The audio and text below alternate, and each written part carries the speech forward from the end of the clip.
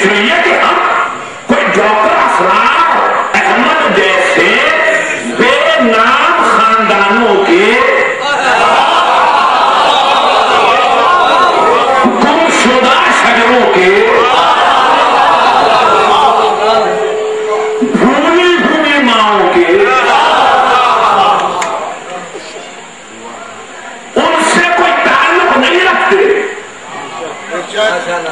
اس لیے کہ ہمارے اسلاف نے ہمیں ادب سے بات کرنا سکھایا، ہمارے خاندان میں رگوں میں ادب رہا،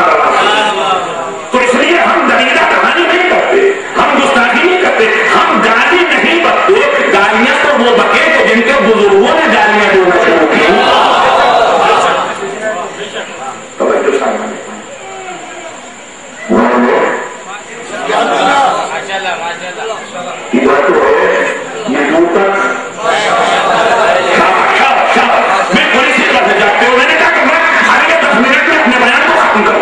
لیکن تھکے نہیں میرا دوست ہے، پہلے سننے والے سے آپ سے سننے والے کا مل کے واقعی نظر کا آواز پہنچو، میں ایک نیا دوست ہے تمہاری خدمت دونوں ہاتھ بلند کر کے بیٹا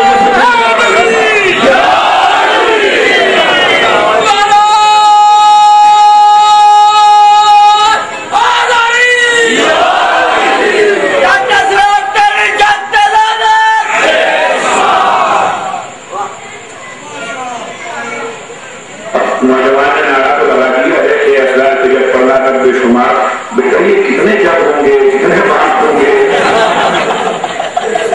تم نے تو صرف واحد میں کہا ہے، یہ تو جمع کا سوا ہے۔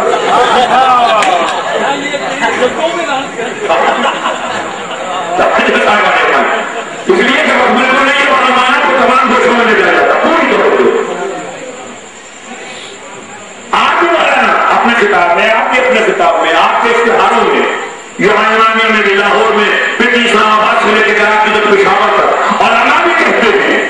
علامہ رشید گلابی رحمۃ اللہ علیہ جیسی شہید شخصیت، انہوں نے بھی یہ دہرایا 1908 میں ان کی پیدائش، 2008 مکمل ہو گئے 100 سال۔ مولانا جعفر علی شہید یہ بھی 1908 کی پیدائش، 2008 مکمل ہو گئے۔ اگر ان کے لوگوں کو معلوم نہ ہو تو جا کے بتا دیجیے گا۔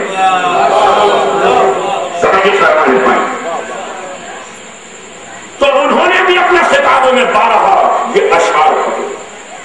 مریم یک نسبت عیسیٰ حدیث، اکثر نسبت حضرت زہرا حدیث، اکثر مقابلہ کیا جاتا ہے، ہمارے علماء ذاکرین بھی مریم سے مقابلہ کرتے ہیں، خاتون جنت کا، فاطمہ زہرا کا، اور میں ایک جملے میں بات کو مکمل کر دیتا ہوں کہ جب وہ آنے والا آ رہا تھا، اور ایسے میں کہ جب ماں کے لیے سورہ آل عمران گواہی دے چکی تھی، یا مریم ان اللہ اصطفاکی و طہرکی و اصطفاکی علی نساء العالمین، مریم تجھے پاک کیا اور تجھے چنا اور پھر تجھے پاک کیا اور کائنات کی تمام عورتوں پر تیرا انتخاب کیا ہے، اتنی پاک ماں تھی اور سورہ مریم میں نسبت ہوا، ایسے میں فرشتہ سے کہہ رہا ہے کہ میں آیا اس لیے ہوں مریم لہذا ہمارا کیا غلام زکیہ یہ 19واں سورہ کہ میں تجھے ایک پاک بچہ عطا کروں، پاک ماں پاک بچہ۔ پھر بھی اللہ نے آمد کے وقت میں کہا مریم یہ عبادت خانہ ہے، زکا خانہ نہیں ہے، اسے چھوڑ کے چلی جاؤ۔ مریم نکلی عبادت کرے سے اور کھجور کے ایک درخت کے نیچے عیسیٰ کی ولادت ہوئی ہے، تو اب میرا جملہ ضائع نہ جائے نہ ہو جانا، اسی لیے میں کہتا ہوں مریم سے کیا مقابلہ کر رہے ہو تم خاتون جنت کا؟ ارے یہ مریم اسے عبادت خانے سے نکال دیا گیا، اور فاطمہ بنت اسد اسے خانہ کعبہ میں بلا لیا گیا، اور جو مریم بنت اسد کا مقابلہ نہ کر سکی وہ بنت محمد کا مقابلہ کر سکی۔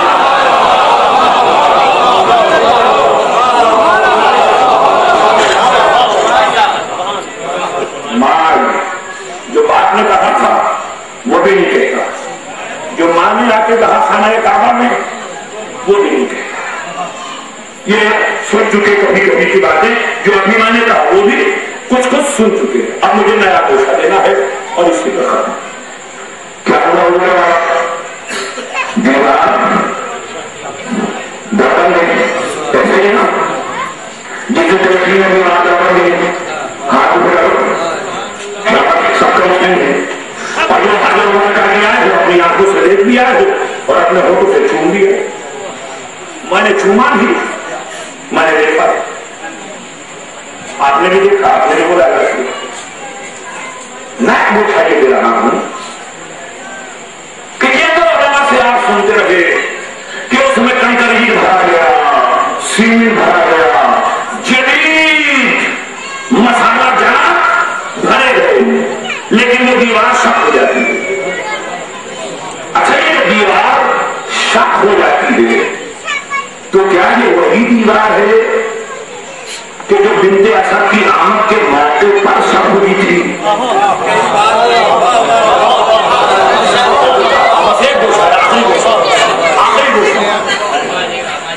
کیا مرتبہ خانہ کعبہ تعمیر ہوا اور 13 جب 3 سال بھیڑ کے بعد 6 مرتبہ پھر تعمیر ہوا.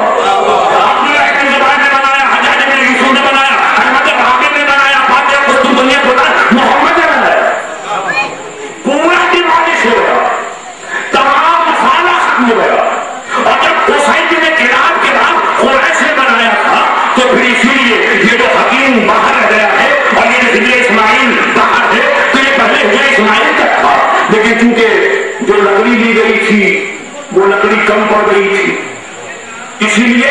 آپ کو پورا طواف کرنا ہوتا ہے جو اندر سے ہو جائے اس کا طواف مکمل نہیں ہوتا. تو یہ مسالہ بھی وہ نہیں یہ پتھر بھی وہ نہیں یہ دیوار بھی وہ نہیں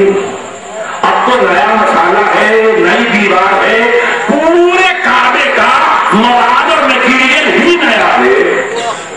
یہ اب دیوار شک ہو جاتی ہے.